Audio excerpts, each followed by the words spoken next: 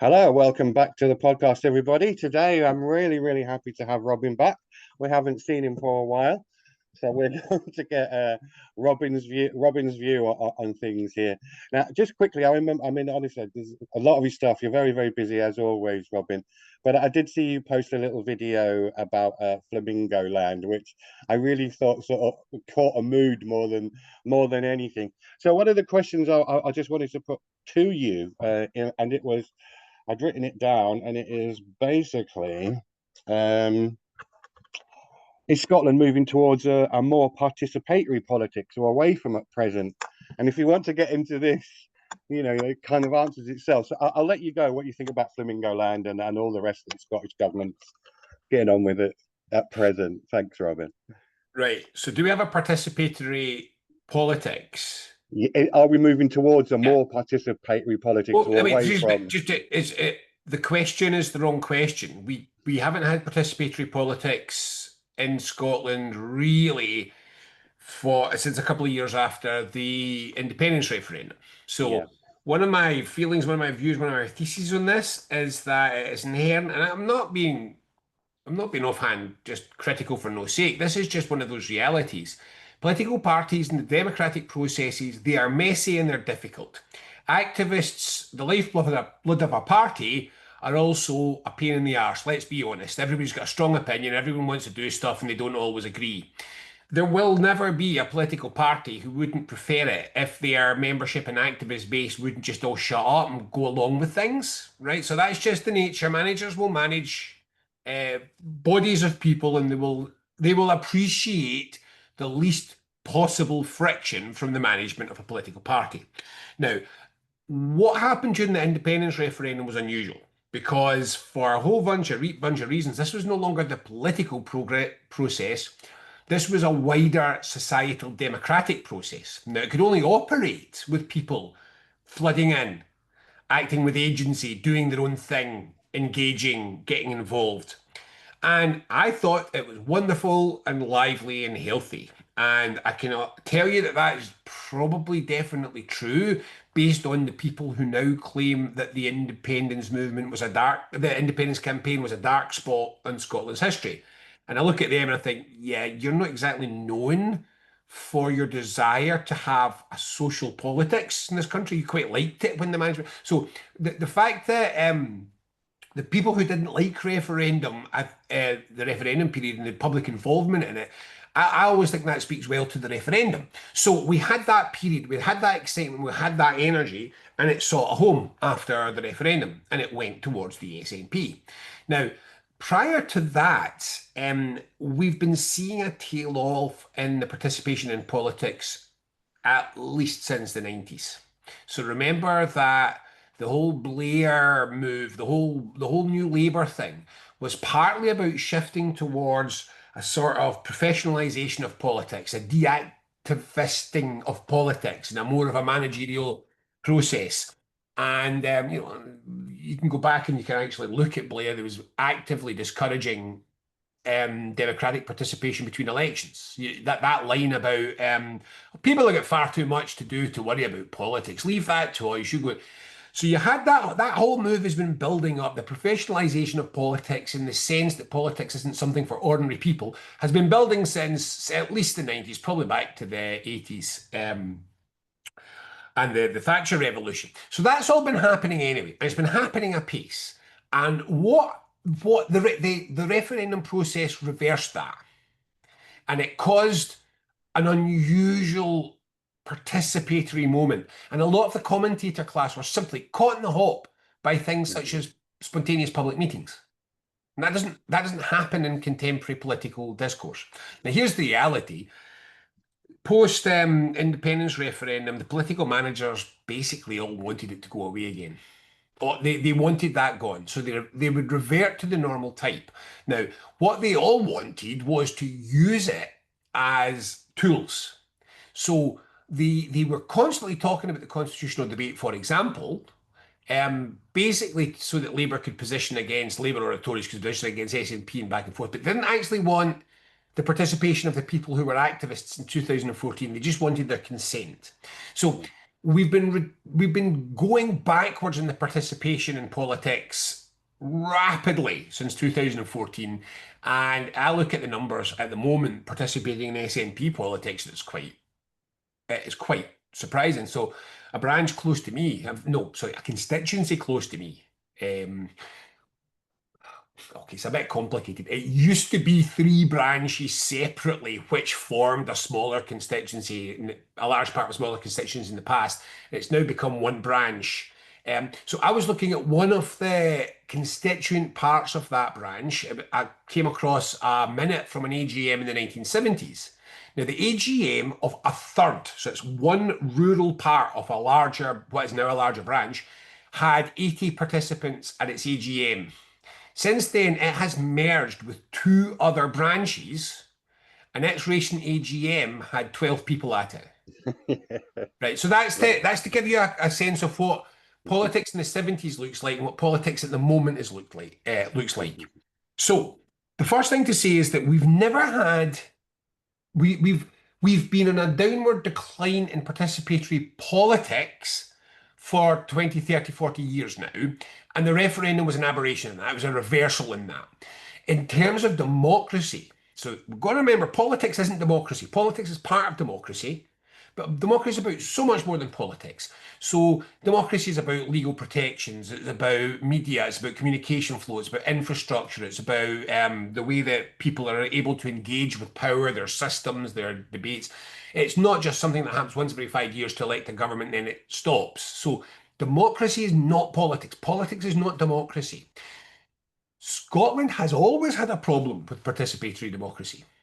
I mean, another one of these realities. If you go back to the Glasgow Corporation mindset from the 1950s and the 1960s, they didn't want you to pick the colour of your door, right? So that if you live in a council house or you live in an area with strong planning consent, the thought that you might have the autonomy to decide the colour of your door was too much for the paternalistic management of Scotland. And we can trace that way back into Scotland's past. It was always quite a kind of paternalistic, church-orientated society from the 17th, 18th, 19th century. So we can pick, and on top of that, remember, we were feudal to a very late period in Scotland. So our democracies always struggled with participatory. It's never been that kind of, it hasn't been that same kind of Nordic or even some Germanic or some of the Latin American countries. They've got a strong track record of active participatory democracy. And Scotland hasn't had that. Now, in the absence of these two things, somebody's got to run the show, make the decisions. And in Scotland, since devolution, that's become an unelected ruling class. So Scotland is primarily run by an unelected ruling class. I was writing about this last night. If you just go through the functions of government, where actually the government itself doesn't have the capacity to make direct decisions. So if you pick, we can set regulations, so you can set law, but the interpretation, the implementation, the running, the day-to-day decision making, all of that's largely isolated from politicians.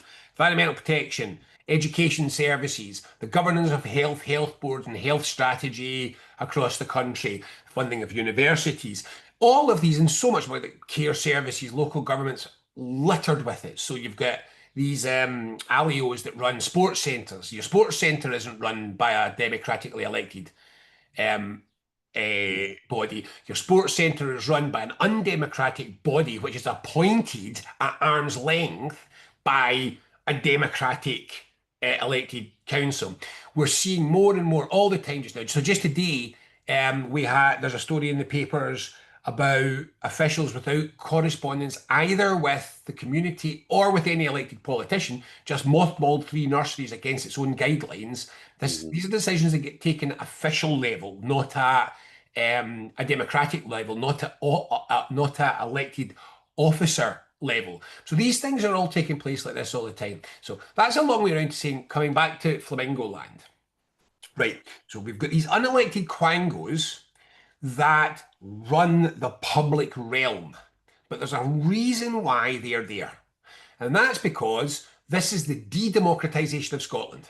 So powerful vested interests, financial interests, Scottish establishment, they can't get elected. So you couldn't create the Scottish Establishment Party and run a whole bunch of very senior legal figures, business figures, insiders, the kind of people that go to dinner parties with the kind of people. They could run a fleet of candidates and they'd be lucky to get a sympathy vote. No, nobody's in Scotland's going to elect this lot to government. So they just bypass the process. And what happens is these governing bodies are run by a Scottish establishment that couldn't get elected in its own right. So they get appointed. So you've got this quango set. Now, quangos, the problem is that the word quango is both, the concept of the quango is both really helpful to understand what's going on, and it's also slightly misleading because quango is one thing. There's lots of this unelected governance stuff. I'm going to use the word quango for as a shorthand.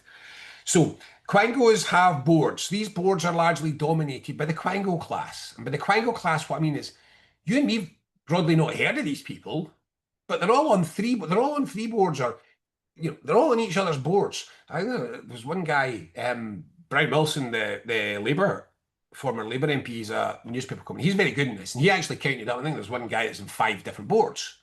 They're also in serial boards. So you're the chair of a university court, then you go into a health board, then you become the vice convener of the education quango, then you become. So these are the governing classes that we've never heard of, we've never seen, but they're actually running Scotland, and they're doing so with an enormous amount of autonomy. Now, these governing classes are close to, adjacent to, if not actively including big commercial interests, big vested interests, big financial interests. And so it's hard to the extent to which this has happened, the infiltration of government in Scotland by these interests is really pervasive. So you've got everything from somebody like KPMG or Deloitte and Touche, or the big financial interests. They second members of staff to work for 2 years inside the civil service. They send their people on secondment into the civil service to write laws and regulations, get to know the place, and then move back out into industry again. And this is presented as being a generous gift to the public sector on the part of the finance industries. And it's purely a personal developmental process, you understand. It just helps us improve the quality of our people so we are better able. Rubbish. It's about the merger. It's about the merger of vested interests and the governance of Scotland. So I didn't really think there was a fraction of a moment when I thought, my God, Flamingo Land has lost so many stages in this process now. Maybe this is one of those vanishingly rare occasions when it's so obviously egregious what is being proposed that the powerful and the rich might lose. But I only thought that for about 10 seconds. I mean, rich people do not lose in Scotland.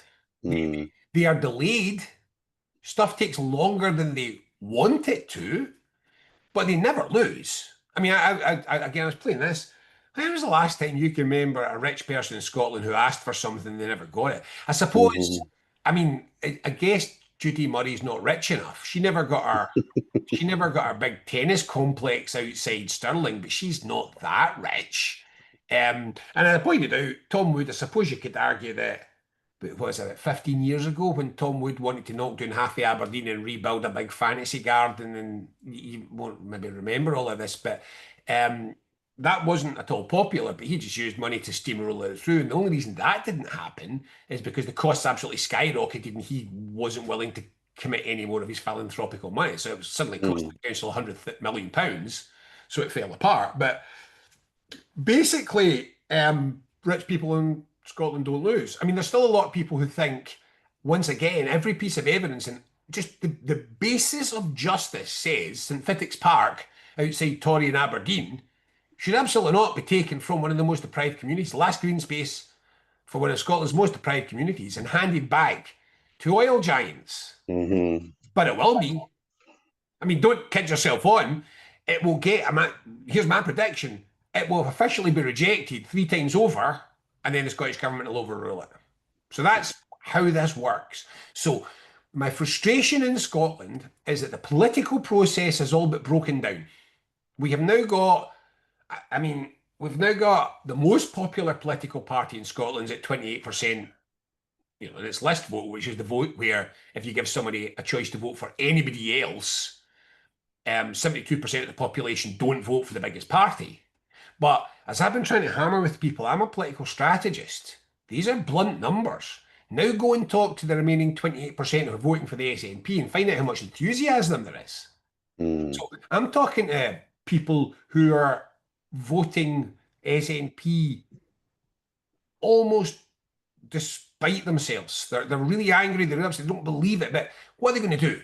What are you Exactly. going to vote for, especially for an indie person? Now, if you've got 28% of the population and half of them don't like you, you've got a serious problem in your democratic processes. So politics is breaking down, and frankly, failure to the failure to resolve or progress the constitutional issue has been a major factor in that. It's jammed. It's neither. It's Schrodinger's issue. It's neither live and it's never live. It's never dead. It's always there. And that's breaking the political process as well. So we've got a real difficulty. The political process is breaking down. It's being replaced by a kind of oligarchical establishment-run technocracy. And here's the fundamental problem. That technocracy is shite, right? So in Scotland, there's a wonderful, well, there's a wonderful quote in it's a wonderful, wonderful novel. If you've not read The Leopard by De Tomasi, the story of it's set in Sicily, and it's a historical novel about the ends of eras, the shift from the monarchical era to the republican era, and so on in Italy, and Garibaldi, and all this kind of stuff. So it's the one which the famous quote, "For everything to remain the same, everything must change." That's the great quote. But in it, he's talking about Sicily, and he's talking about the baking heat and the fact that the dust blows in, and no matter what you do in Sicily, it's quickly overtaken by events. You can polish everything up and you can dust it, you can make it look shiny, and by morning, the baking heat, the dust will have covered it up again.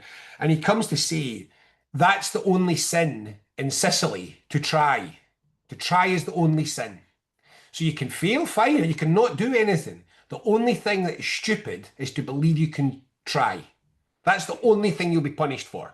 Now, that's basically the ethos of the Scottish public sector. Nobody gets fired for incompetence. Nobody gets fired for failing.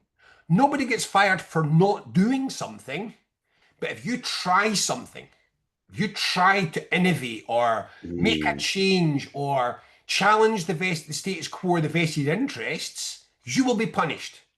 Now, this is creating literally a mediocrity. So mediocrity is a society run by the mediocre. Now, this is what we're doing. People who are really good have to pretend they're mediocre to get through Scotland's public sector, right? If you're really good in Scotland's public sector, rein that right in and just be much more incompetent. Otherwise, you'll be treated with suspicion. Meanwhile, people who say yes flourish.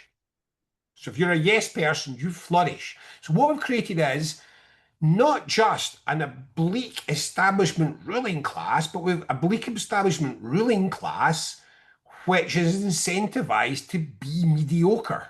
Right, there you go. That's modern Scotland.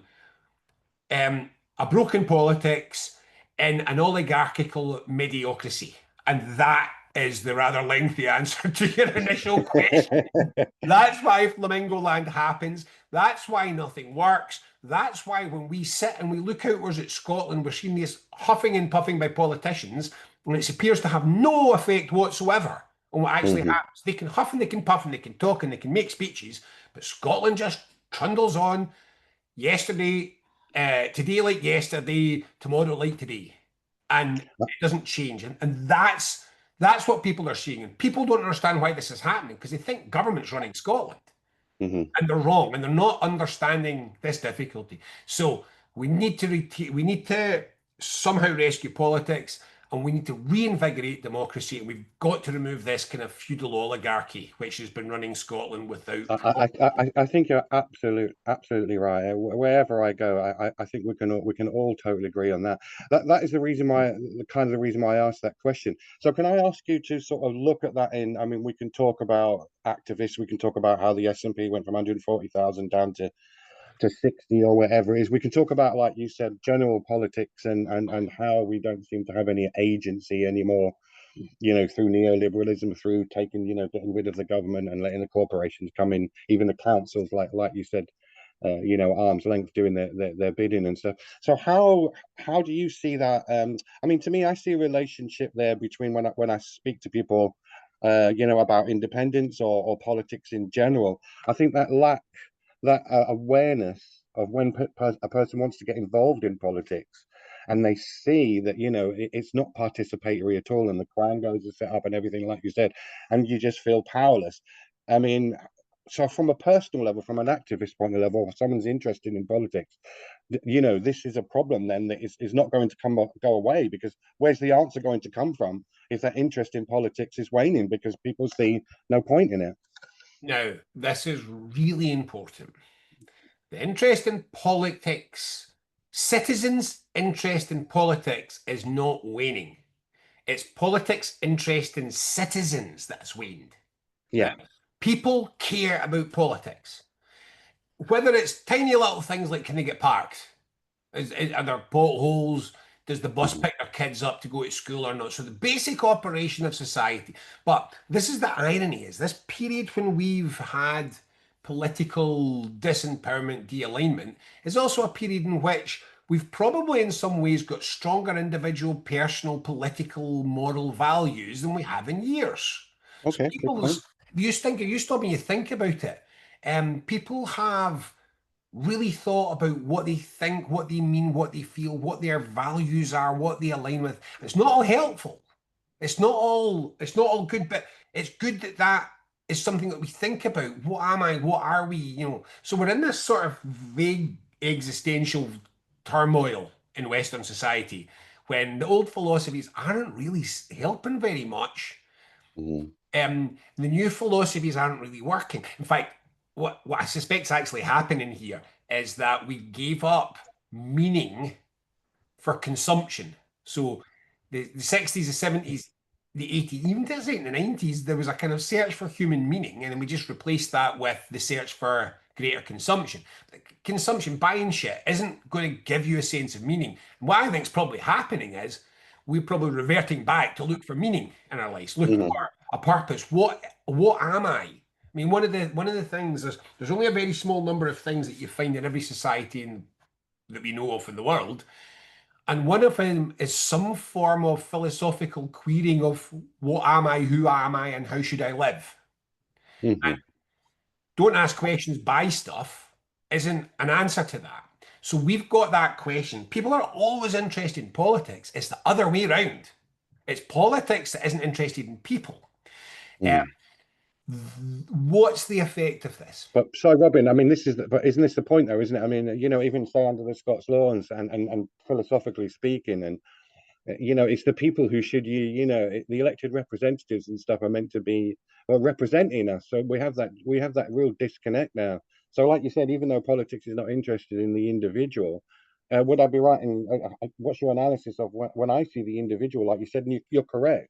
People are more generally interested in politics and what's the meaning of things anymore in a society where we just seem to be interested in consuming and stuff. But how do we bridge that gap? Because to me, it has to come from the citizen to move that Incidentally, political. incidentally, it's not quite right to say that the politics isn't interested in. This is a bit subtle, but Mm, you said politics isn't interested in the individual. No, politics is only interested in the individual. What it's not mm. interested in is us, the collective. Yes, So yes, it likes to talk to us individually about but not collectively, cheaper, correct. Yes. but they don't want to talk to us about our community or our relationship. They don't want to talk to us about the things that we do collectively. So us and our individual right, great, but why is the health set? Why is our local GP not working? Not great. It's a difference between itemized storytelling, micro-targeted at the individual through data analysis, which is the Yeah. model of modern politics, versus the Algorithms. old modern politics of saying this is a demos, this is a group of people, and what are we doing collectively for a group of people? So anyway, so right, so as that's happening, it's the dynamic of what is going, it's the dynamic that's difficult to read. And this is the problem. Humans are not like, it's not, human existence is not Newtonian physics. There is not an equal and opposite reaction. There's always a reaction, but it isn't necessarily equal and it's not necessarily opposite. So, since referendum, I suspect most people watching this will have a rough idea of the sort of stuff that I've been up to, we've been up to. We've been heavily involved with a lot of local community-based campaigns, initiatives, organizations. So the our leaders aren't helping us. Let's just do it ourselves here. Let's take over this building. Let's put in a cafe for young people that have got trouble. So that we've been doing lots of that stuff. So we've worked with lots of people at that level and lots of people at the trying to influence top level politics level and lots in between. Now, these people down here, the ones that are trying to get a local building for a youth cafe, I'm really sorry. Most of them will probably just do it at once because it's so exhausting and dispiriting. The fight you've got to fight to get something done locally in this country with, at the very least, the consent of the officialdom, is incredibly difficult. I mean, I know of a project which was strong and popular and helping people locally with significant personal disadvantages, which a local authority decided they basically had a plan to do something similar, but they wanted to run it on their terms through commercial service providers and all this kind of stuff. The steps that they took to actively undermine a community-based project so they could replace it with a not community-based project, but which would give them board positions and all that stuff. You wouldn't believe it. You would sit and you would think, why is this community created this group which has done wonderful things and it's now being punished for its success? And what happens is that people it's exhausting. It's exhausting. Just trying to keep something running in this country puts years on you unless you're in the government. And you've got to do it, and you've got to spend a lot of time and not get paid for it. You never get really paid. difficult. It's phenomenal amounts of time, but it's not just that. It's the amount of time you spend losing or I mean, don't even start me in the paperwork for our local bonfire. It's been gone for 500 years. And it's now, you've basically got to plough through War and Peace worth of official comments to sustain a tradition that's been going for 500 years in Scotland. I swear to God, they wish we would all just stop all of it. Just end all, I don't mean arts, I mean culture. Just end all culture in Scotland. Culture is messy and dangerous. People come out their houses and they want to be able to cross roads and dance. These are terrible things in Scotland. We can't have folk crossing roads and dancing on the same day. You know, it's terribly untidy, and the risk assessment is hellish. It's like you said, it's all about management and just making it easier to manage. Well, if you do a risk assessment and a jig, you stop and think about activities that we associate with Scotland. It's amazing to me that golf's still allowed. I can death trap that, flying little hardballs. But you stop and do a risk assessment for a draps of brandy. I sprained a woman's ankle once doing a draps of brandy. I hurt my wrist doing it. It's a death trap, the draps of brandy. We wouldn't dance. We sure as hell wouldn't drink. We wouldn't be playing golf. Gala days, you kidding? So we're a small town. We've got a local gala day. We all hang about, maybe not entirely sober, on the back of a badly decorated lorry driving down our roads with unconstrained crowds all up and down the sides, horses up in front, all this stuff. I can see some council official thinking, right, we've nearly got the bonfire, we'll need to get rid of that soon. You know, it's everything of any value in Scotland would be risk assessed out of the planet because it's just easier for managers, isn't it? They can get back to doing what they really like, which is going to management away days where they get qualifications that enable them to move up and onwards and somewhere else in the and the bureaucracy out and into the private sector. So Scotland, this is the question: what happens, right? So the outcomes are not straightforward. There's not straight lines. It's this point. You can either become angry and determined to produce change, or you can become demotivated, believe change is impossible, and walk away. Mm-hmm. Now, unfortunately, in the independence movement at the moment, everyone's walked away. There's nothing left. We don't have an independence movement. There's no meaningful way in which you could call what's left, what's organised, and what's actually meeting in function. You couldn't call that an independence. We couldn't call that movement at all. It's gone. It's gone because people have tried and tried and tried and tried and tried to do things, and it's been suppressed, ignored, or undermined, or it's caused fights or something. It's. I've got to that point now. I've tried so much, and I've no idea the hours I've put into independence. Looking back, I find myself saying, if I hadn't, what difference would it have made? And I could have been doing something else with my life. And remember, Really interesting. Really, really interesting I've analysis. got I've heard a couple of people say that, I've Robin. got a Yeah. lot more agency than most, right? Just because I'm got an organization, I can do this full time. This is my profession, so I mean, I'm this is what I do, so that helps me in this position. I'm also fairly well connected, and yeah, lots of folk hate me, but to be quite honest, not in a personal level. I know this would surprise a lot of people, but I don't fall out with folk. I can still work with people, no problems. There's not a problem with that. So I've got more agency than most. But um, if I look back on what I've been doing, some of it was brilliant. Some of it was really useful. Some of it was really valuable. And I find myself, here's one. Here, let me just give you one. No worries. For those that, I don't know if this is on video or not, but what I'm doing is I'm stretching, dude, and I'm pulling out my Commonwealth copy of Butterfly Rami, right? All right. The year after the independence referendum, we thought, well, surely Scotland is going to have this sudden artistic and cultural engagement reawakening with what just happened. Yeah.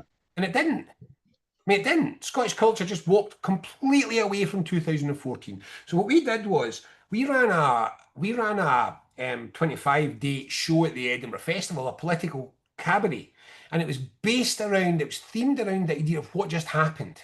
And we took the story of the independence referendum. What we actually did was, I think it was 25. We picked our 25 Scottish words, and we used them as a thematic way to describe the genesis, the emergence, the development, the struggles, and the outcomes of the independence movement. It was structured one at a time. We then asked a poet or a novelist or a thinker of some description to write as an essay on each. We got a poet to write as a poem in each of them, and we got a visual artist to do a visual image of each of these words. And we compiled it. We did it as a show. We compiled it as a book. You could buy the T-shirt, the whole thing. And we did fine, mate. We obviously lost money because it was the Edinburgh Festival. We did fine. Nobody cares. And we tried, and again, to make some cultural, historic outcome to land because of independence referendum. And that was 9 months after it finished that we had that problem in the same sense. So from How to Start a New Country, where we did a phenomenal amount of work on how to start a new country. Now, it's not valueless because that work's there. And that's great. But one I was just thinking about, in 2017, we held a really powerful and actually very effective conference in the Usher Hall as the Scottish Independence Convention on how to kick off a proper civic campaign and what we would do. And there was really good talks and events.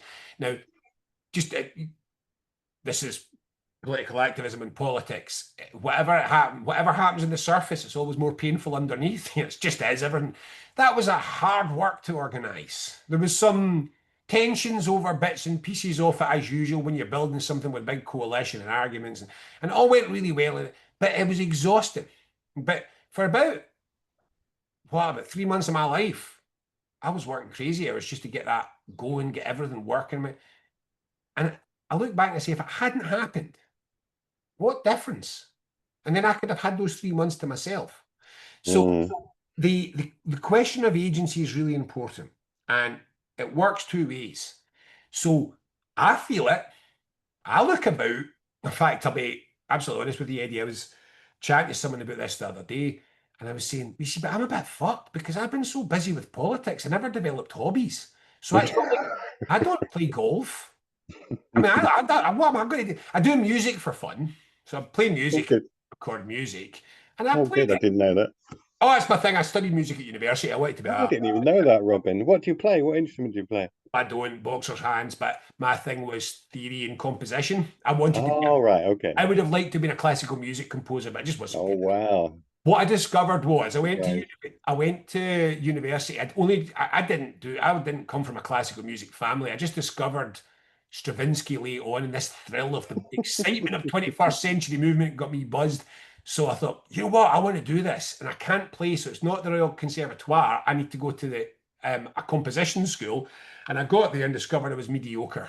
Um, but I was really good at English and I was really good at sociology. So I dropped the music. I did a joint honours in English and sociology. But yeah, I've got some degree of classical music training. So I do music as a hobby, play a little bit Oh, of games, footing about in the garden when the ducks aren't destroying all my work. It's soul destroying. It's like the independence movement. I can put all the bedding plants in I want, and the ducks will have them removed in about 3 minutes. It's hell. Um, so I don't have a lot of hobbies. I don't have a lot of other things to do. And I do slightly find myself now thinking, my God, I've thrown so much into this. What now? Where now? Where are we going? And that's the point. Because you cannot you cannot have that degree of loss of agency, loss of hope, loss of energy, loss of without a consequence. hmm What that consequence is not clear. So I can give you two examples. We had it in the 30s, and we got the Second World War and the concentration camps. And then we had it during the war, and we got the welfare state and the NHS. So this is hmm literally true. It's been largely written out the history of the NHS, but the extent to which mobilized working class soldiers during the Second War had agitated and created this belief that it had to be for something better.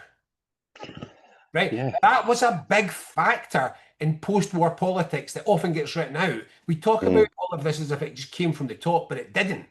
Now, there is an equal sense of I fought, and it was a waste of time. And God, hell, mend them all. I'm going to do my own thing, so it's me, me, me time, and you know that points you towards fascism.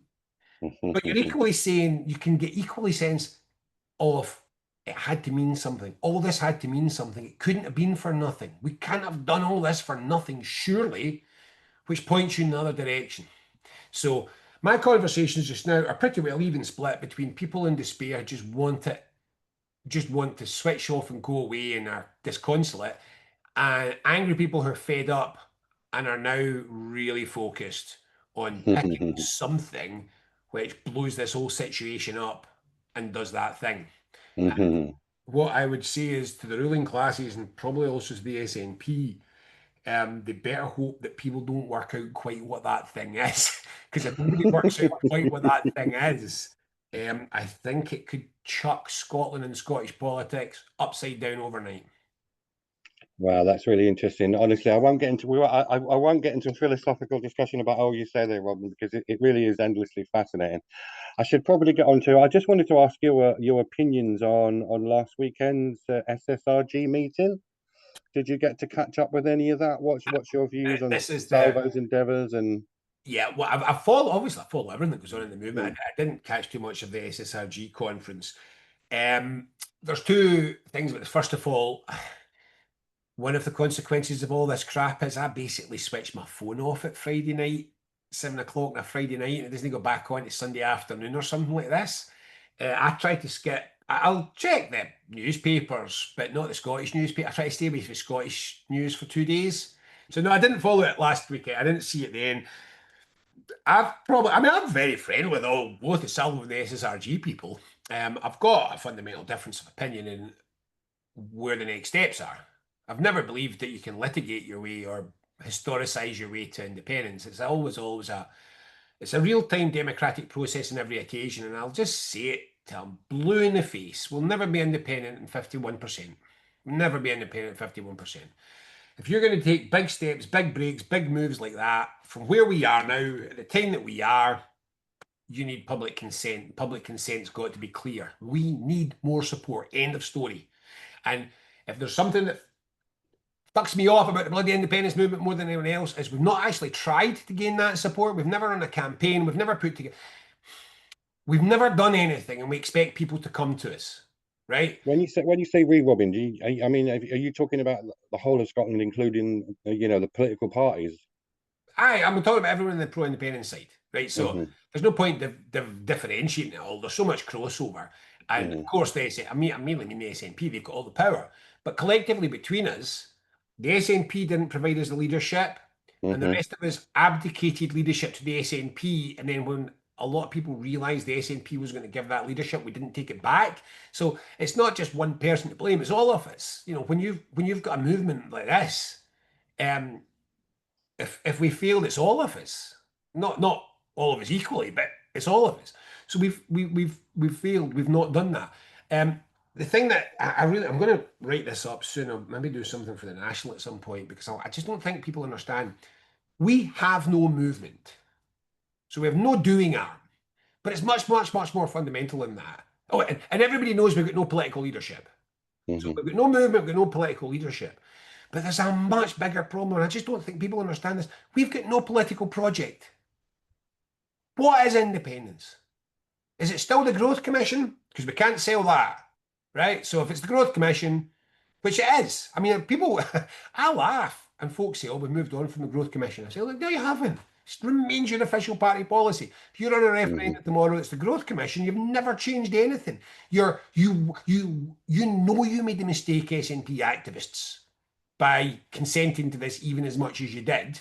You know it was wrong that your views on this were turned over, and you're just wishing it away. But it's not gone away, and you haven't replaced it. That's your official policy, right? Hmm. That was never a political project for independence. That was a political project for centrism mapped onto independence.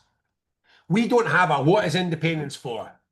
We don't have a what is the nature of independence we would seek, or what we don't have versions of what is the nation that we would build afterwards.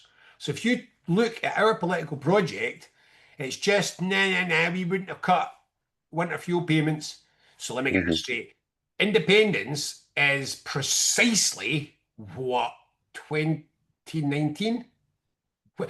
At which point is the Scottish independence political project seeking to freeze time? Are we trying to freeze time in 2019, 2014, 2007? What fantastical moment in history are we rejecting? Are we saying that if we just reject all these changes that are happening now and go back there, that Hmm. would be fine? So what is it? When is this? What is the frozen moment in time of Scottish independence? Or if we're going to do something different and build something new, what's that? Because I swear to God, if an RSB politician says, "Oh, we could do wind turbines," I'll cry. You've got no project for how we can build a society that builds wind turbines. It's just a vainglorious statement. We've no political project for independence. To put it in blunt marketing terms, we have no product, right? We've got an advert, we've got an Hmm. emotional kick response, right? But it's not. There's nothing underneath it. It's like an entire advert for white teeth when there's no toothpaste. It's like white teeth. White teeth are great. Make your teeth white. End of advert. It's like, okay, but what do I make my teeth white with? What's the product? So we get up and say, independence, Scotland can only. What's that mean? What is it though? What is it? Do we have a currency? Have we got a central bank? Are we in? Are we out? What? And the stupidity of it, we still haven't done 10 seconds of work in bloody joining the European Union, which remains the fundamental, the fundamental kind of political project for independence appears to be to get back into the European Union. It's the only thing that the SNP leadership ever say about independence with any enthusiasm. We can Hmm. rejoin Europe and we can keep winter fuel payments. That's it. You want us to split ourselves from our 300-year-old union, blah, blah, blah. You want us to do all that? so that we can rejoin the European Union and which incidentally you haven't explained how you'll do or what the costs will be, but that and getting winter fuel payments back, that's it. Is that Well, can I just ask you, Rob? I mean, this is a question I do ask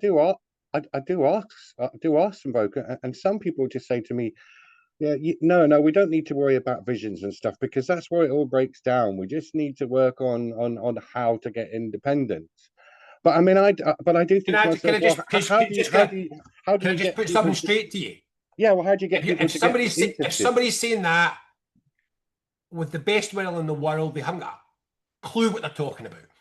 Well, They haven't got a clue what they're this talking is about. what I want your opinion on this. In the way intuitively, Robin, I would have to say, why would you vote for something if you have no idea what it is? Oh, look, that's Yeah. rationalizing shit, right? That's Mm, rationalization. Forget that for a second.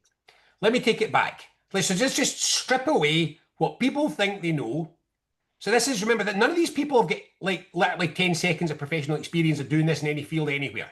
So I'd like to roll them into a shop. I'd like to roll them into the pitch deck, into the boardroom where it's being pitched. And I want them to say, okay, listen, I love the advert. We're going to maintain the white teeth, but could we fucking close the toothpaste factory? Right, do it. That's what you're arguing. You're arguing all we need is a strategy to sell toothpaste. We don't need toothpaste. Now, hmm that's all they're saying. Now, in theory, you could run adverts and get people to buy toothpaste online and not send them it.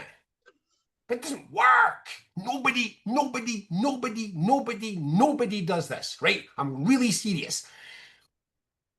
Marketers working for commercial companies don't do this. Let us sell. I mean, I suppose there's meme coin and Bitcoin. That's the closest that you've got there. Fraudulent, fraudulent memes which are selling, yep, maybe, but that's you can't make a country independent in that. Marketers don't do it. Advertisers don't do it. Political strategists don't do it. Dear God, Kamala Harris. Oh my good God, Kamala Harris put more effort into creating meaning behind her brand, and that didn't contain any. No, nobody stood there and said, let's get Kamala Harris elected, but just think about a way of getting her elected. Definitely don't tell her anybody what she'll do if she gets elected. hmm How did that go? That's nearly what they did, but it didn't work, right? I'm sorry. I understand your frustration. I get that you're spending a lot of time on your sofa and you've been firing through all your angry chat on your mobile phone. But I can't tell you this enough. You're not correct. You're wrong measurably to an enormous degree. Nobody does this. So the straightforward theory is you've got to say, why this, why now? So why this? Why now? Why am I buying this product? Why am I buying it now? Okay, these are bog standards. You've got to have the hmm what, you've got to have the how. You've got to be, of course, you need a retail strategy. You've got to be actually walking into a shop and buy it. Delivery, the strategy for getting there, okay. But if you can't see that the strategy for getting someone to buy toothpaste is to produce toothpaste, you're fucked, right? So you can, I know all the old men, and they're lovely. I hang out with them. I know all the old men who are convinced that that politics is for girls. Let's just braveheart it. You're pets, right? You can't just run down the field shouting hell shouting second referendum, and waving fucking swords about your head. hmm The reason why this won't work fundamentally, never mind the fact it never works, nobody thinks it works, nobody does this. This doesn't exist, okay? So nobody does this. But let's say somebody did do this. You certainly can't do it when your entire sales pitch stands or falls on 10% of the population, right? We've got hmm 50%. We're never getting, there's at least 30% we will never get. We exist between 50 and 70. That's our entire universe. More realistically, it's probably between 50 and 65. hmm Thankfully, it's not really 45, 65. We probably are at 50, 65. See that 15% that's make or break? They hmm are the least susceptible people on the planet to the shit that those folk are saying. So if you take that 15%, they are by definition transactional independence voters. They're telling us they are transactional independence voters. Now, it's not that simple because I've actually done some work on this and I've actually interviewed them and I might look at the data so I can tell you an awful lot more about that. So actually, this lot can be as Scottish as anybody else. Their value system is there. If they, I would give you a simple rule, which is if somebody doesn't want to believe Scotland can be independent, you're probably not fishing in their territory. So these are they're probably not your pool. So these are people who broadly would like to believe Scotland could be independent or are so pissed off with the UK they'd like to believe there's an alternative, but they are telling us this is transactional. I would like to believe, but I don't, so you need to persuade me. So you need to give me something that persuades me that this is true. So if your entire target audience is saying, I don't like your toothpaste because it's cat piss flavour, and you're saying, look, we're not getting into the ingredients again. Just get that advertising campaign ramped up. That's what we're doing. They are telling us we don't like your product or your product's insubstantial or insufficient or not enough. And we are saying, fuck them, fuck them. Jesus Christ. This is not how anybody does anything.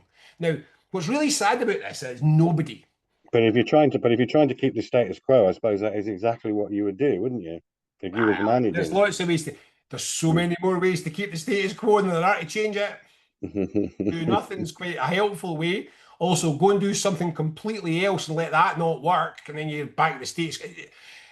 I'm a political strategist. I have an entire, theoretical book's worth of ways to make the status quo stay. That's what I was a lobbyist. And you need to understand this. We spent half of our time trying to ensure the status quo endured. I could give you dozens of strategies for making sure that, for example, have a consultation. That's a brilliant way to make sure the status quo remains the same.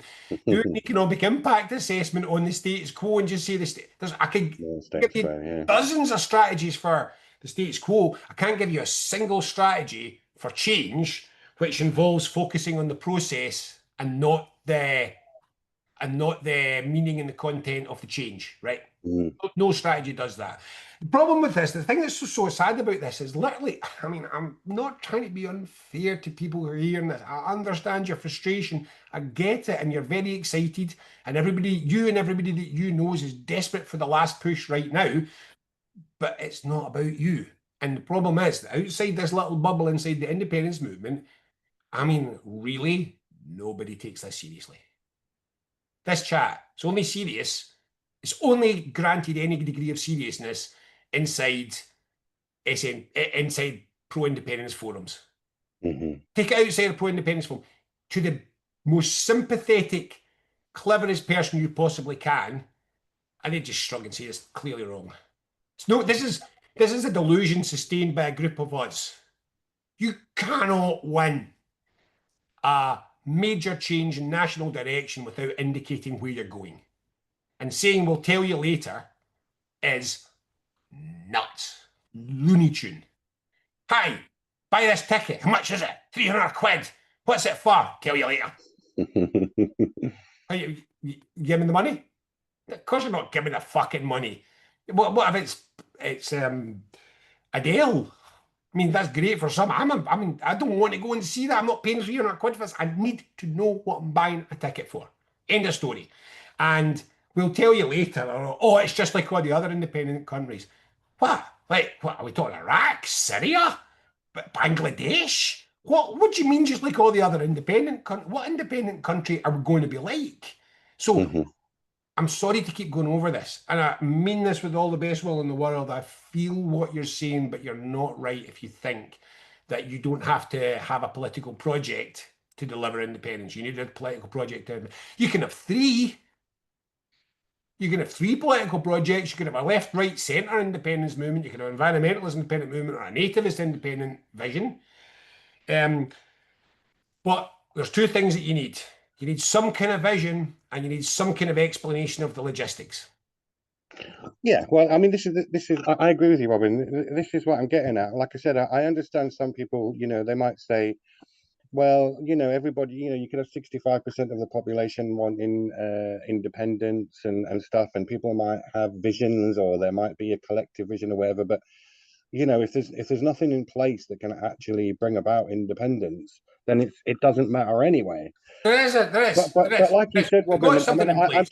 I totally get what you with your toothpaste No, analogy. we've got something in It's place. pretty This is the other thing. straightforward. Hmm. This is the other thing that really annoys me. We've got something in place, right? They think our existing democracy can't deliver independence because we've been trying to push it from 47% and it didn't work. Right. That's like saying I've got a power drill, but I haven't put the battery in. It's clearly broken. No, put the fucking battery in. Right. Democracy is not going to deliver success on a big project like this for a group of people who are in a minority. It's kind of, unless they're very rich, goes back to the beginning of the conversation, but it's not going to happen. To say that we haven't used our try and get this phrase. We haven't used our democracy as it currently stands successfully to deliver independence for the period at which we've been sitting at 47%. Right now, we're all agreed. I agree with you all now. We're never, ever, ever going to deliver independence through our current democracy from 47%. But then again, we're not going to deliver independence in any form of democracy from 47%. Well, how would we do it for 57%, Robin? Ask. Just ask. Well, how's about this? How's about we get into something that looks like a credible position and try before we start concluding that we can? At 60% support, Britain's finished. I've always said this, just is. It won't sustain. Britain has an enduring belief in democracy. Even your Jeremy Clarkstons are going to start saying if Scotland's at 67% for independence, even they're going to say, well, look, fair enough, fuck off then.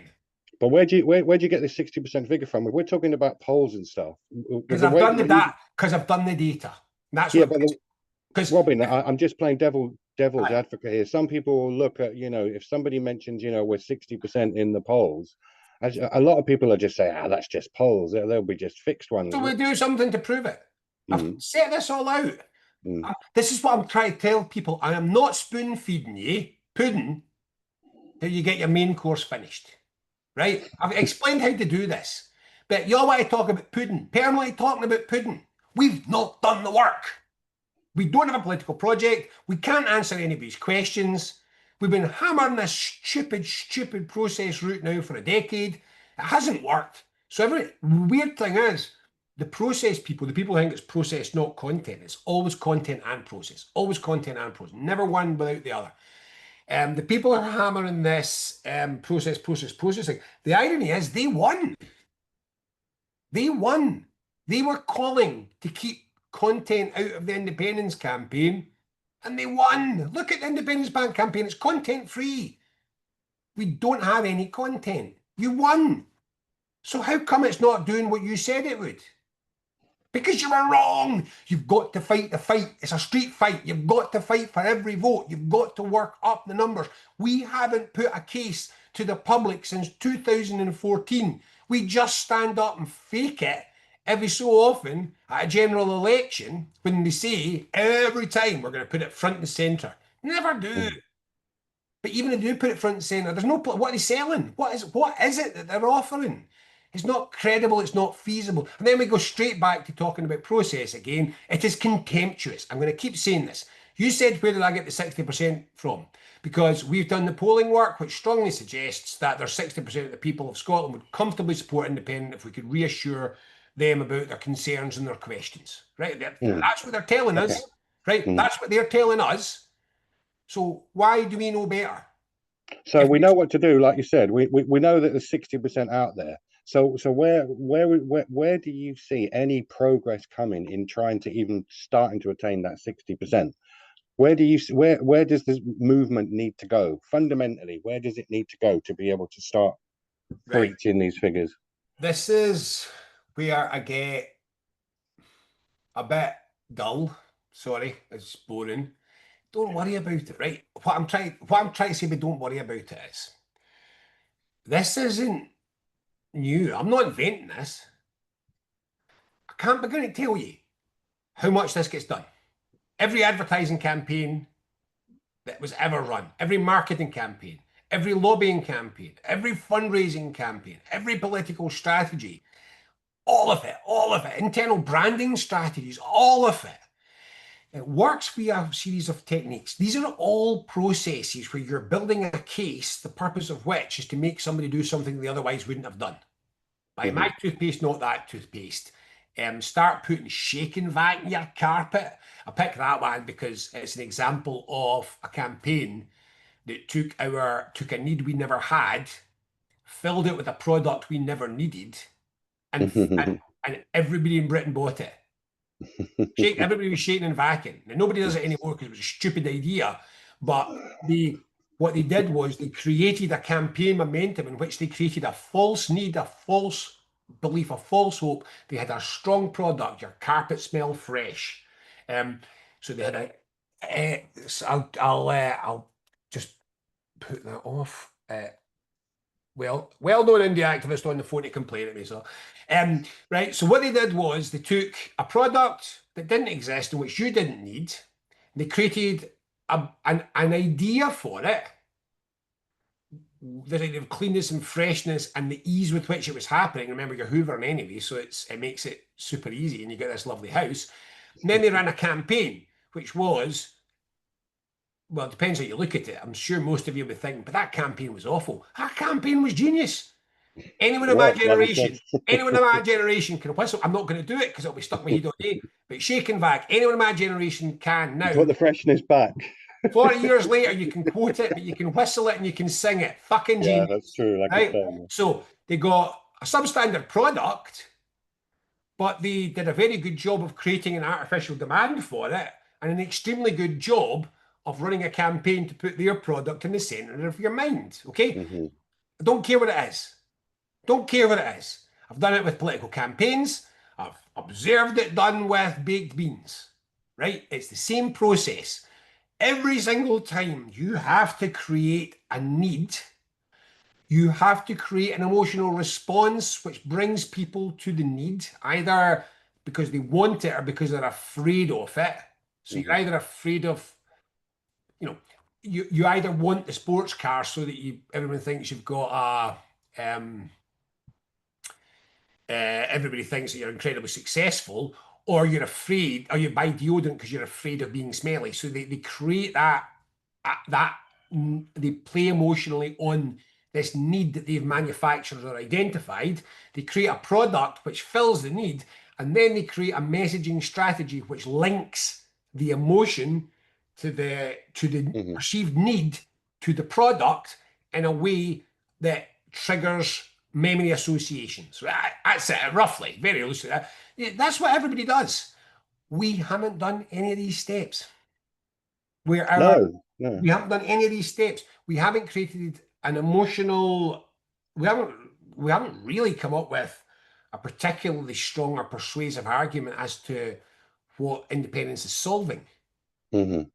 This is incidental. I don't want to go down a rabbit hole with any of this because this is my field now. But what the best way for us at the moment to think about independence in the context of what I read.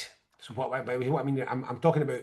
Look, I look at a lot of public attitude data where I can. I also look at current thinking about influence, how things are working, what you know. This keeps changing. People are learning more and more about influence theory all the time, and it works differently at different times. So there's times when people are more receptive to hope or more receptive to fear or so on and so on. So nothing's static. Everything moves all the time. One of the things that people are feeling at the moment is a hopelessness that everything's broken and nothing will ever do. Nothing will ever work Hmm. again. So one of the contemporary ways that people think of it's best to pitch this stuff is solve someone's problem. So we're not really in an aspirational phase at the moment. This isn't build someone's ego. This isn't Hmm. enhance someone's prestige, right? These are all marketing techniques you can use. I'm selling you a sports car, it will enhance your prestige. Um, or you're 26, smell great, you'll get sex, whatever. You're playing on positive. We seem to be in a phase where an effective solution is find someone's problems and explain how your product solves them, Mm. right? Because we don't have to manufacture people's problems at the moment. So if you go and look at advertising, you'd be amazed how much of it subconsciously is solving one of your problems. Supermarket advertising at the moment is basically, we can help you afford your food shopping. Remember a few years ago when it was True all enough. dancing around the kitchen, chopping up exotic herbs and being cosmopolitan. Yeah, That's not now it's right. yeah. That's not happening in adverts for Hmm. supermarkets anymore, and something else is.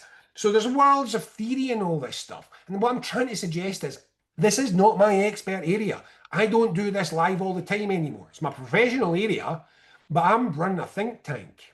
I don't run those kinds of those kinds of professional campaigns, but I keep my nose in enough to know what's going on. And what I'm really trying to say is you've got to know enough to know what you don't know, and that's one of my. So I used to work. I used to work with a working class guy. I don't think even in your podcast I can use the language, but I think you can translate it a little bit. He used to say to me, "That so and so doesn't ken enough to ken he kens fuck all." Right? It wasn't so and so. Yeah, So that so and so doesn't ken enough to ken he kens fuck all. Right? And the yeah, first yeah. time I said that, I was like, "What? What? Rab? What word salad was that?" And then I suddenly realised, no, he's absolutely right. It's important. All I know is I know nothing. Well, no, that's the opposite of what that means. Right. So Unknown knowns. Known unknowns. it's the known unknowns this is about, right? Yeah. So this is Mm. my philosophy in life. And I know you're gonna all snigger a bit. I do like 4 times a year just read up on what's happening in the Paris, New York, London fashion scene. Right. All right. Okay, just so I know, a couple of times a year when it's London Fashion Week, or I just read through it. What's the trends this year? And what this helps me to do is gather a picture of how ignorant I am. Right. Aha, right, okay. So the point is, this helps me to understand that I know hee haw about contemporary fashion. I don't know nothing, right? So I know the trends, but by doing this, I become aware of how much I don't know, which is Hmm. enormous, right? Yeah. So any subject I am contemplating, thinking about, writing on, dwelling on, whatever, I like to keep enough knowledge to know what I don't know so that I don't embarrass myself. It's that I don't have a little knowledge so I can bluff it. I have a little knowledge so I can avoid bluffing shit I'm wrong about. Mm. So I can't know everything, but I try to know enough about a subject to know if I'm out of my depth. You know Hmm. that. You know that way. Whatever Yeah, your yeah, of course. Yeah. whatever your professional field is, you'll come across an extremely cocky, confident amateur who you quickly realize hasn't got a clue what they're talking about because they're so self-confident they haven't understood how limited their knowledge is. Hmm. I don't want to be that person. So that's what I mean by always have enough to know what you don't know. A lot of these comments from people about, oh, we just need a process. We don't need to worry about the stand. We don't need to follow the standard rules of influence theory.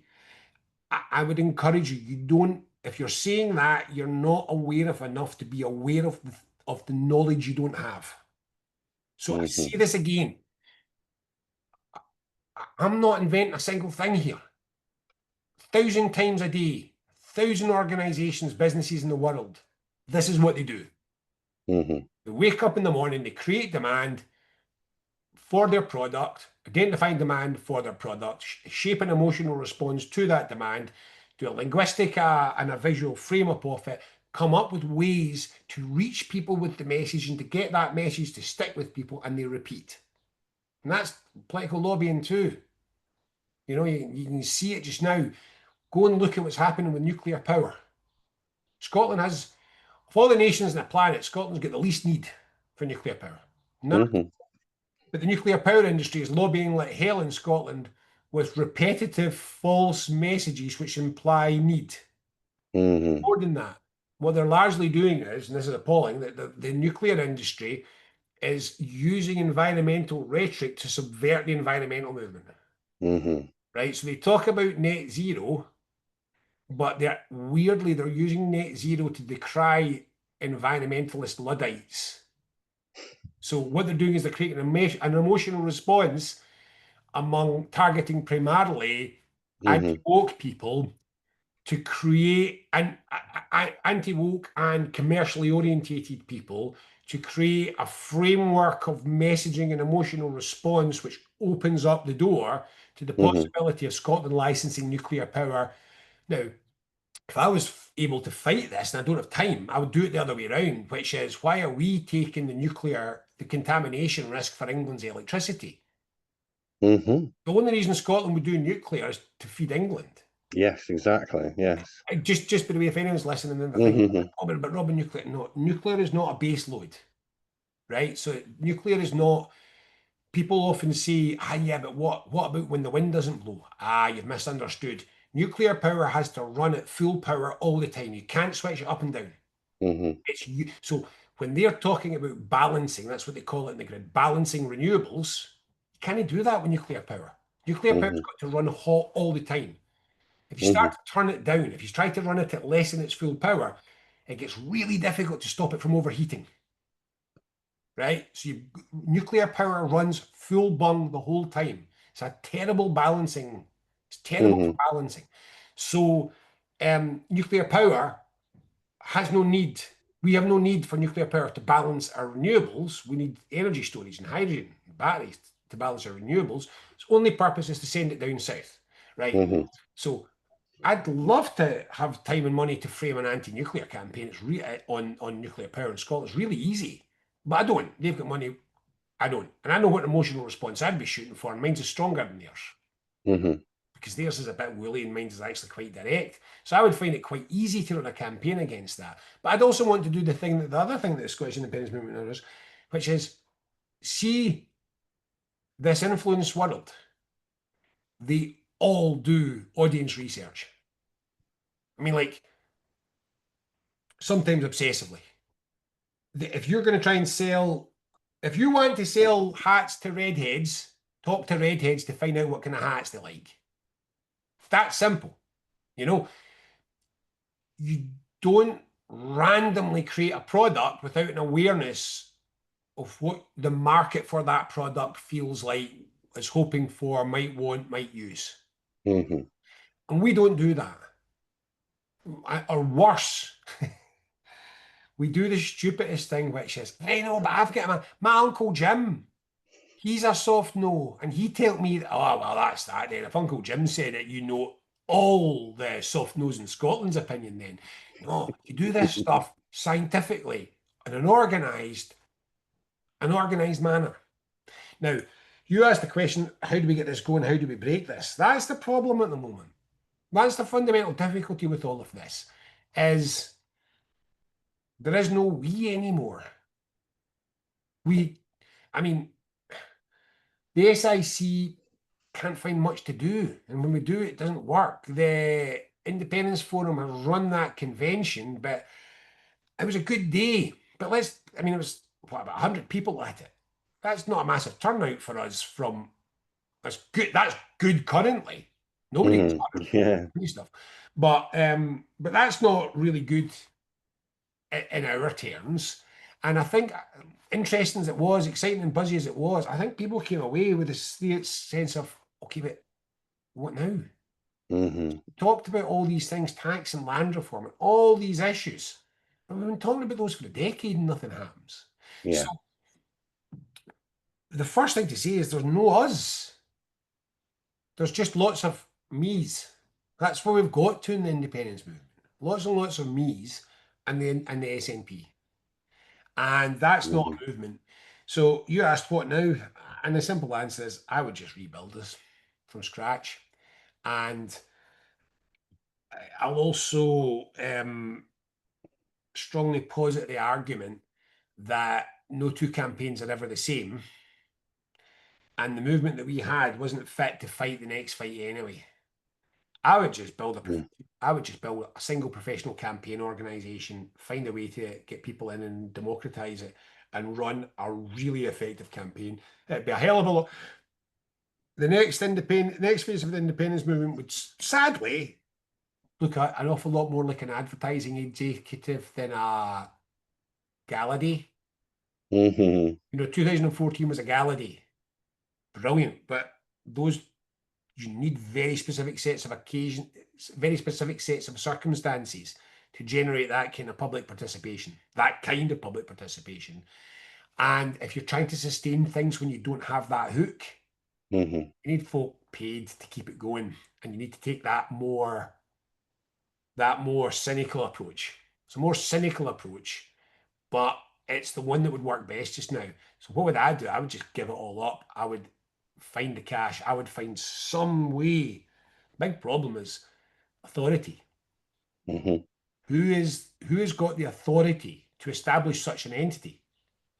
And the problem, I mean, I'm just so distrusting of SNP just now, SNP Reg, so distrusting of it that if the SNP sets a thing up, I would assume it was just another Yes Scotland or Yeah. Mm. Yes.Scot, or what was the rebuttal unit, or that podcast they ran for a while. I would just assume that my default reaction was that this was just another instrument of control. It wasn't a Just real, another PR stunt. Yeah. yeah. Um, so how do we generate the authority? That's the real poison of the independence movement at the moment, is we've been actively encouraged to mistrust each other. And we were actively encouraged to mistrust each other. The briefing that came, let's just be honest, the briefing that came from SNPHQ against all sorts of figures in the independence movement was relentless. Hmm. It was relentless. We were constantly told, I mean, if I had to hear one more time someone said, "Hey, but I heard on social media you don't even support independence, Robin." I said, "Who's that?" He said, "Well, you're just some Marxist." And incidentally, I'm left. I'm not even, and I'm left. I'm not Marxist, but you're just some Marxist who's jumped on the back of the independence movement to promote your own ego. Jesus, if I had an ego, I could have clawed my way up a political party with any difficulty. I'm perfectly Hmm. capable. I don't want to be an elected politician. I never have. Um, None of that was ever true. It was all daft. But God, if I heard it once, I heard it 100 times. And that's Hmm. not just a emerging out of the sky. So we've been encouraged to distrust each other. And frankly, the hostility between the SNP and the ALBA was inevitable far direction of that. Hmm. And you had one group of people who'd been largely faced abusive behaviour one way or the other inside the SNP, and they did leave. But like so many, they did kind of replicate some of that abusive behaviour in their new home. And then the two of them were just at each other's throats from day one. And with that context, it's very difficult to know what to do. I still don't have an answer, to be honest. We would need an enlightened, open-minded SNP leader that could generate trust across Mm. groups where trust has been lost. And I don't know where that is. We've got fault lines across gender, we've got fault lines across Yeah, everywhere. strategy, we've got fault lines across the culture of independence, the language of independence. There's fault lines all over the place. Now, remember, the one thing that gets the one thing that solves a wobbly bike's just go. Right, so Just go. everybody knows a bike that's moving slowly wobbles. A bike that stands still falls over. You don't want your bike to fall over and you don't want it to wobble, just go faster. So, without fail, the way to stop a campaign falling apart is to do something, but something meaningful. And I have a fairly strong view that it could comfortably be surprising how quickly old animosities would melt away if we all had a shared purpose again. Hmm. I don't find it difficult. Focus. There are people now who I am very friendly with and that work with closely who said the most awful things about me 5 or 6 years ago when they were still believing some of the briefing that was coming out. And one senior, well known person in particular actually sat me down for a coffee and said, "I'm really sorry. I've been told so much about you and it wasn't really true." And I said things and I realised now that wasn't true. I said, "Listen, don't worry about it. It's okay. Hmm. It's um Fine. it's it's the rough and tumble of the game. The It's key our where it's we are where we are. Yeah, I totally the get. key the Listen, key Robin. to it is Listen, the thanks. key to it is to keep letting the past go. I can only say this to everybody. Keep letting the past go. Whatever fight you're fighting in your head, that's the past. Stop it. Mm-hmm. Fight the future. So just Exactly. let Yeah. the past Yeah. go. There's people have done things I'll never forget. But what's good's that doing me? So just let it go. Yeah. Give it some proper perspective rather than living in the past or just living See, when in they the write the present. You history need to get a books, balance.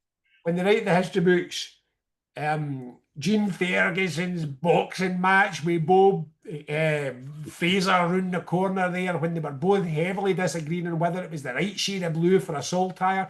It's not going to get a chapter, right? Nobody's going to give a monkeys about your arguments over whether the logo should have gone at the top or the bottom, or whether you should have said freedom or sovereignty or all. None of that bollocks is ever going to feature in the history books. So you don't actually have to carry it with you. And if you had something better to do, I don't think you'd waste your time Yeah, fighting. try to be more objective. I get what you mean. Listen, Robin, I better let you get off. It's been lovely talking to you, but can I just ask you for one final subject? Because I have had a couple of people ask me when I said hope I think Robin might come on. So have you got any questions? And of course, one of them I got was, what's your predictions for the 2026 elections?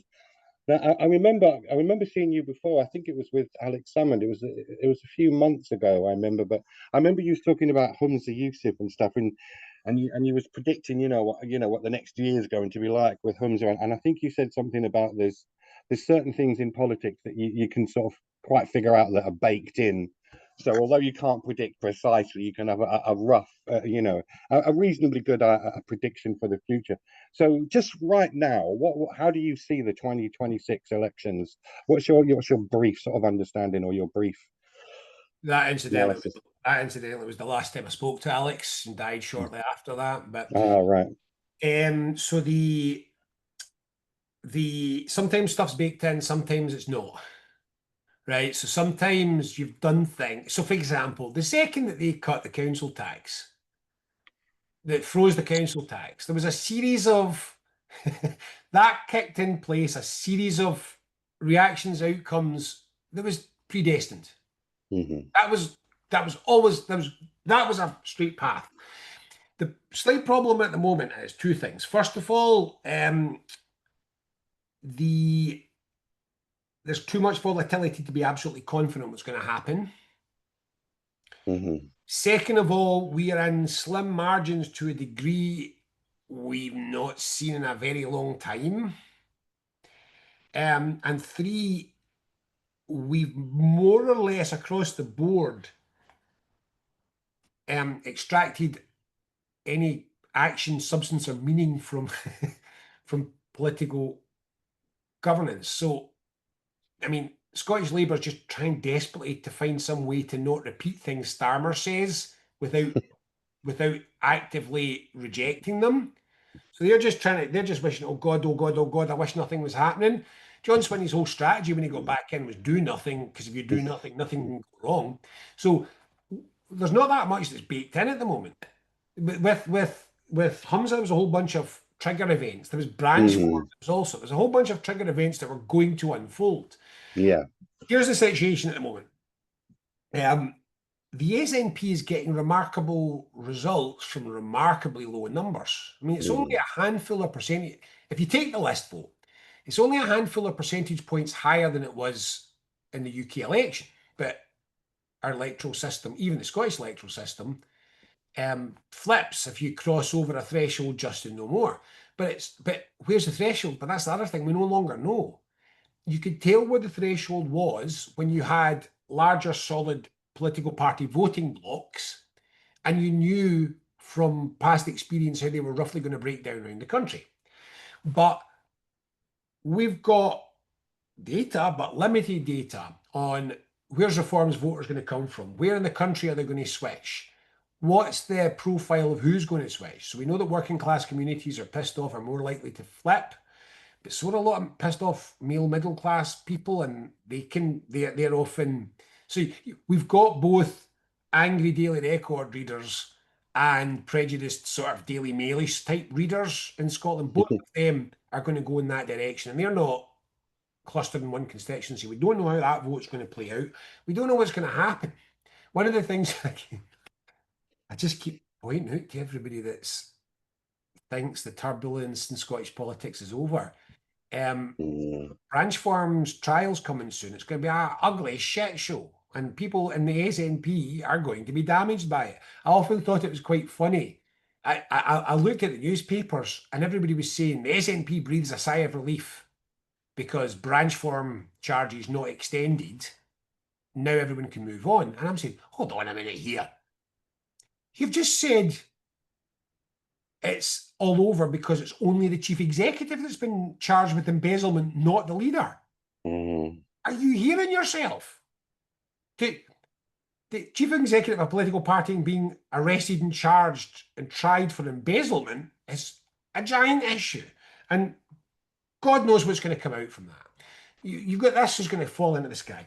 Everybody Mm. forgets that in a very short period of time, Alex Salmond's intestate estates will transfer, and legal action, his judicial reviews pressing on ahead, and that's going to be more shitstorms fall out of the sky. So the SNP's got unpredictable shitstorm possibilities coming. Labour's just one giant rolling unpredictable shitstorm because of Starmer makes Swedish. Mhm. God Yeah. knows what's happening. The Tories are just wobbling all over the place. They could just disintegrate or Mhm. come back. Reform, nobody quite knows how that's going to play. So what's going to Mhm. happen in the constituency is that we are currently at a point where the SNP is going to take almost all of them, or 2/3 of them. But if it lost a couple of percentage points, it could lose a bunch of those. Mhm. Yeah. So if it gets damaged, it could go down. On the other hand, it'd be quite easy for Reform to do something really objectionable, take a hit, the SNP strengthened, or Labour comes back and the Tories come in. So on the constituency, at the moment, it's fairly straightforward. We're going to end up, the current vote would suggest we're going to end up with a minority SNP administration, even with the Mhm. Greens.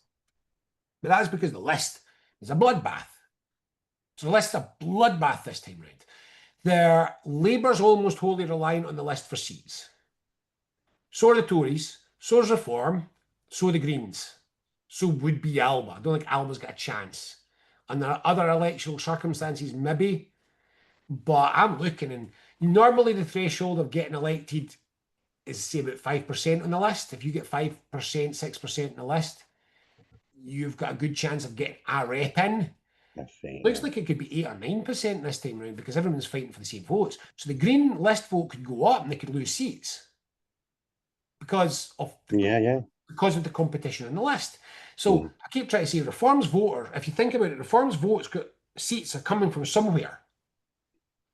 But it's not, they don't just come from the Tories.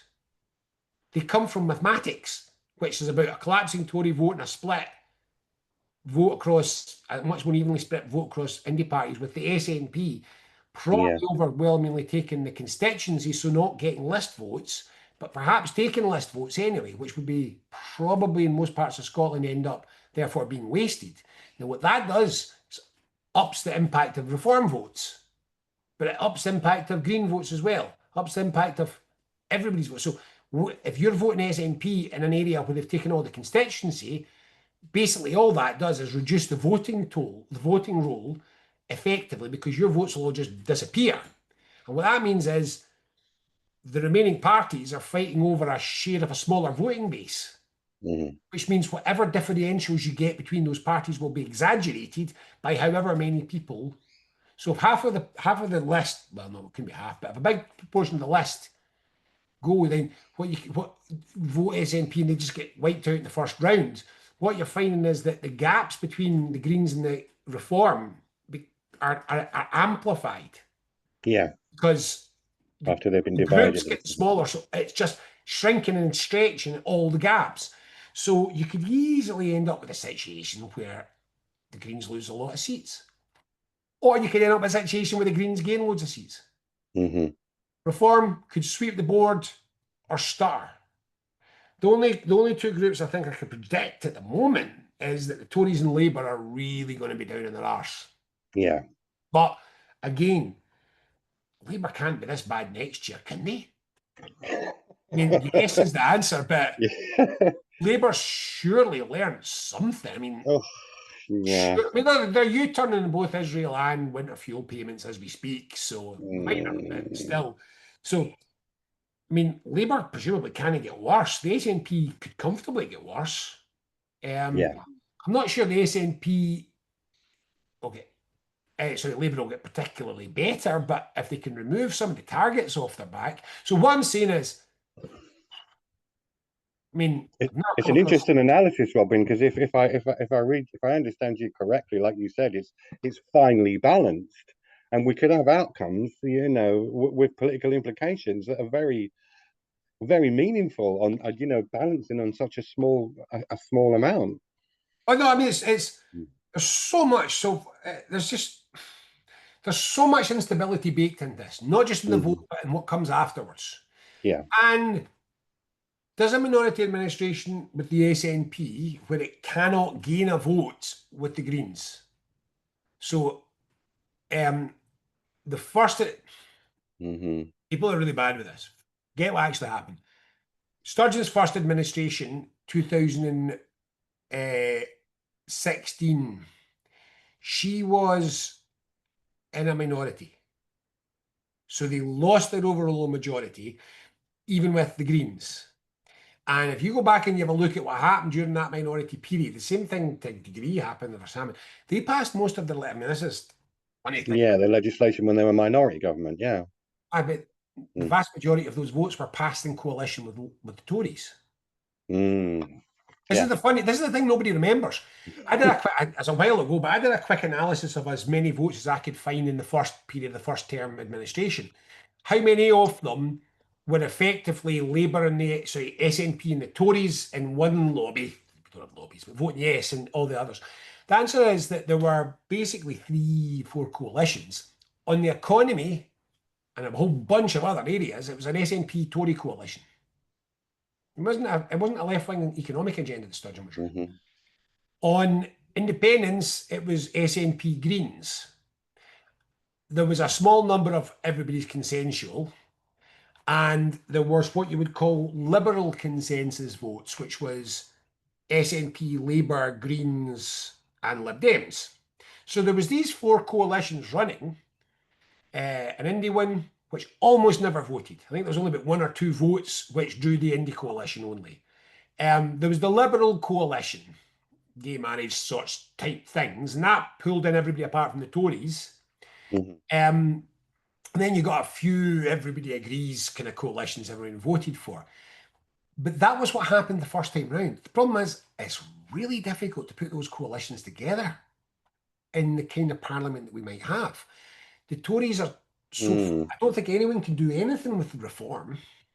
So I think Mm. that's basically why it's so unstable. I think you just got to put a ring round reform and say those are MSPs, but they are functionally useless to our democracy because nobody can work with them and nobody agrees with them. Hmm. So it's not just that they can't work with them.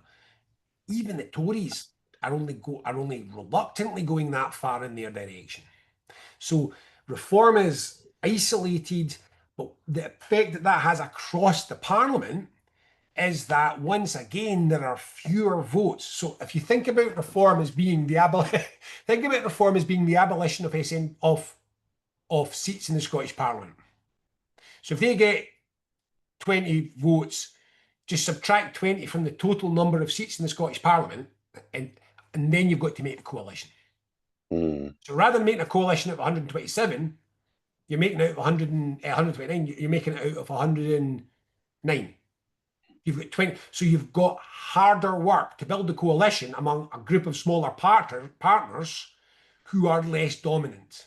Yeah. Tories will be, I think, less inclined to make deals with the SNP. I don't even know if they together would have enough to get it over the line. Hmm. So it's not clear that any of the only of those coalitions, apart from that everybody agrees, and that won't even work because Reform doesn't agree with anybody anything, but um, of those 4 coalitions, I don't think it'll be easy to put together an SNP Tory coalition on the economy or anything. I'm not sure they have an overall majority between them.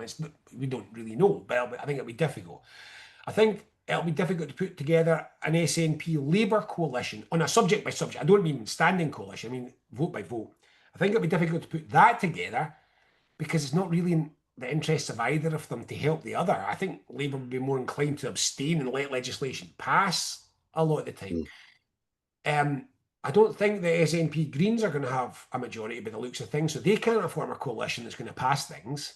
It means that the only real coalition that looks like it could have some degree of stability for passing legislation is what I call the Liberal consensus. Hmm. Labour, Lib Dems, Greens, SNP. But do we have 5 years worth of agenda that that group can pass? Mm. Do we have a stable method of government? At the moment, one of the things that I am finding myself talking with folk who know this stuff about is what chances are there that the next parliament doesn't run a full 5 years? I think Wow. I think that's quite high.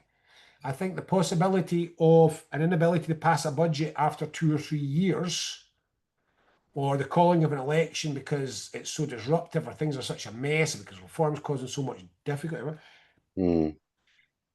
there is no election since devolution where before it I wasn't convinced that the election would result in a full parliament. I'm not convinced this one necessarily will result in a full parliament. That's interesting. And Yeah. it will depend what happens afterwards, Difficult because times ahead, even more than now. it will be difficult to work it out though, because if the SNP is weaker, and I can't see it getting stronger, but if the SNP is weaker in 3 years, it might have no incentive to call an election. Hmm. Do you think do you think that's because the S&B have a lack of vision? I mean, are they just managing to keep to just to cope with going? Do you think they're shooting themselves in the foot? I mean, like you said, if you're predicting like they might not last 5 years. I don't think they're very good. It's just not. I don't think it's. We can go into it. Have they got the right strategy? Have they got the right policy? Have they got the right personnel? Have they got the right. I think the easiest way to assess it all is if you add it all together, they're not very good. Mm. So they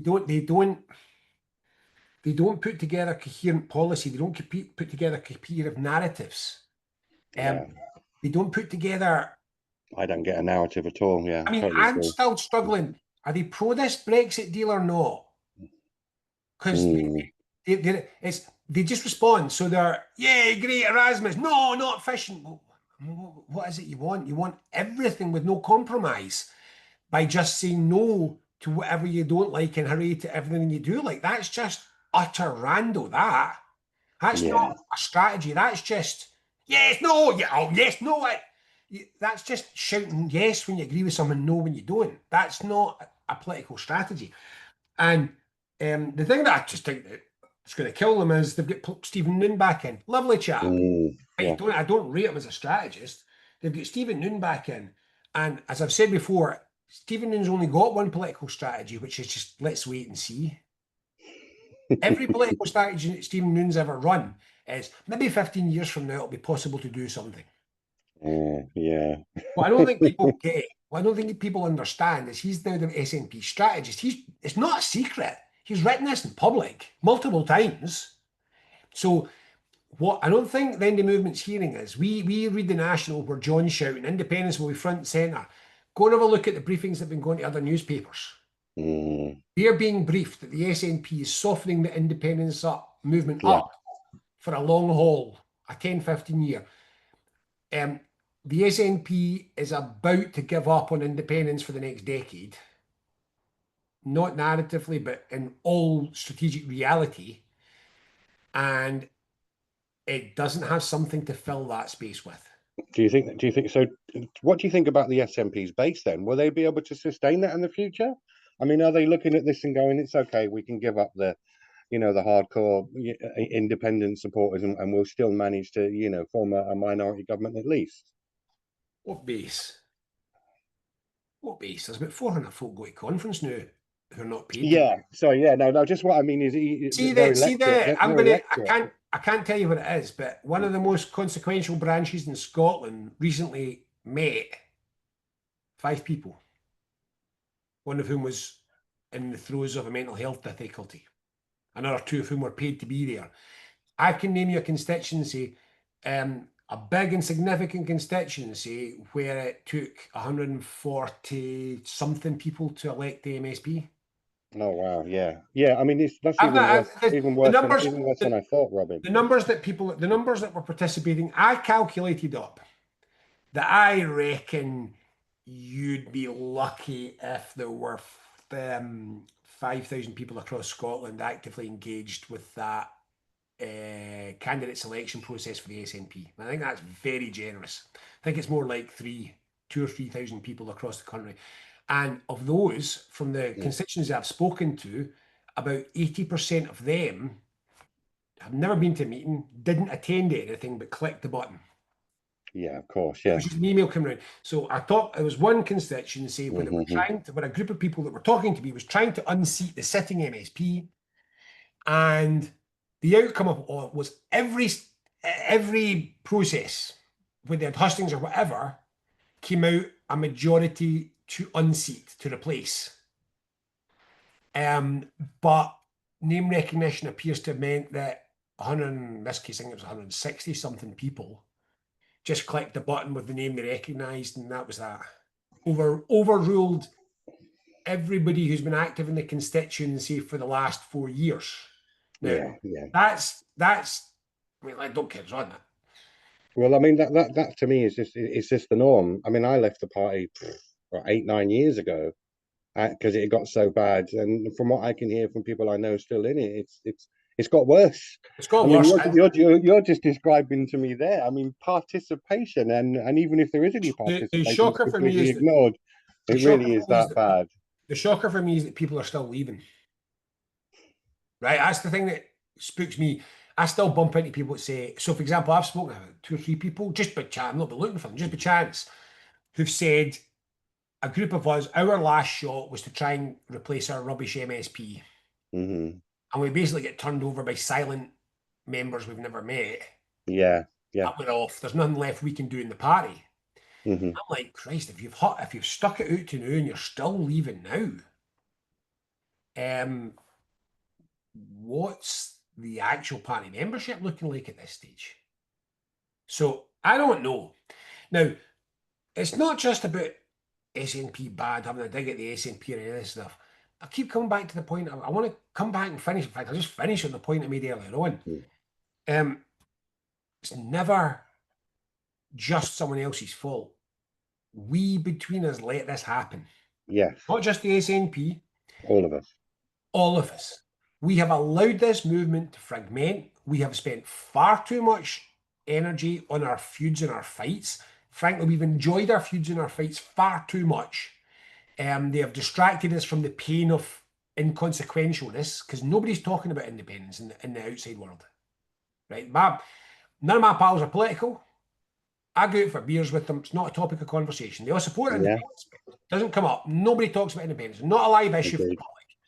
public. So we're filling that hole in our lives by ripping strips off each other. It's no good. It's no help. It's no useful. It's not doing any good. We are to blame too.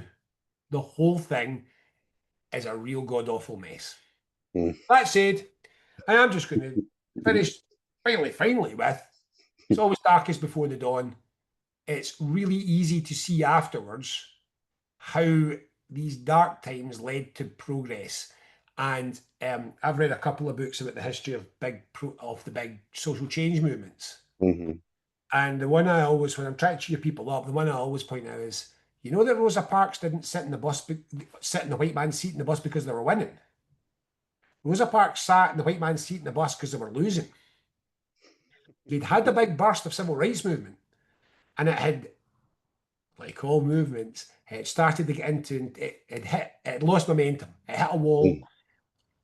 There was internal fighting, internal wrangles, arguments over strategy and arguments over direct, and people started taking direct action. One of those was Rosa Parks as a stunt to try and highlight this problem. And we look back now and we say, you see, that was the plan all along. It wasn't a plan all along. That was a reaction. That's right. You can do Yeah. the same thing. If you look, this Indian independence movement nearly won in the 20s, and then it was 20 years in the wilderness fighting with itself, and then it came back and it re-emerged. It's almost same. You can go and look at the ANC's fighting among itself in the 1980s and Hmm.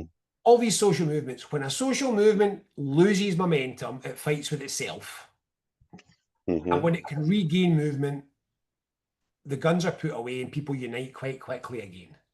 I'm not worried about the long term. I'm genuinely concerned about the medium term. Yeah. No, I'm getting old. I totally get that. I think you're right. I think we're on that road, but I think it's probably a lot longer road than some people would care to Everything is obvious admit. once it's happened. That's the beauty. It's all obvious once it happened. One day we'll look back and we say, I knew that was going to happen. you know. No worries. Listen, thank you so much for coming on, Robin, and I hope to catch you up again maybe some point later in the year. Would be great to see how you are. Commissioner. That would be fantastic, Robin. Listen, all the best, and I hope you have a nice and peaceful summer. All And right, thank you you. know, I'm good just luck. on my way to my last. My son is leaving primary school, so I'm just tootling off to my last ever sports day, having done my last ever nativity at Christmas. So that's Oh two kids that have gone wow! through primary, 13 or 14 years at few. I think 11, no, maybe 12 years of successive sports days, and I've got one more to go. At Oh least a bit. wow! Wow! Well, my daughter's just turned 15, and funnily enough, she doesn't play rugby, but she's down there today because it's a day off school. So I'm going to pick up my daughter just shortly from playing rugby. Yeah, the sun comes out and everyone's skiving off. It's terrible. No worries. Listen, thank you again, Robin. It's a lot of food for thought as always, and always a pleasure. Thank you very much for your time, You Robin. too. Cheers, then. Bye. No worries.